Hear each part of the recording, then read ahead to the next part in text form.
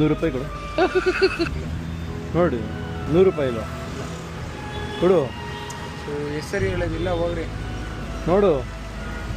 ಇಲ್ಲ. ಹೌದಾ? ಮಾಡ್ತೀನಿ ನೋಡು. ಏನದು?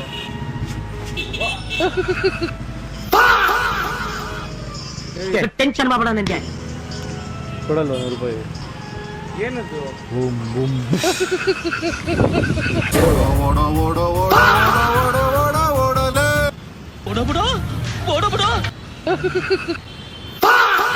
ಬುಡ್ಬುಡಿಕೆ ಅವ್ನು ಇಟ್ನಲ್ಲ ಪಾಪ ಬಗ್ನಿಗುಟ್ಟು.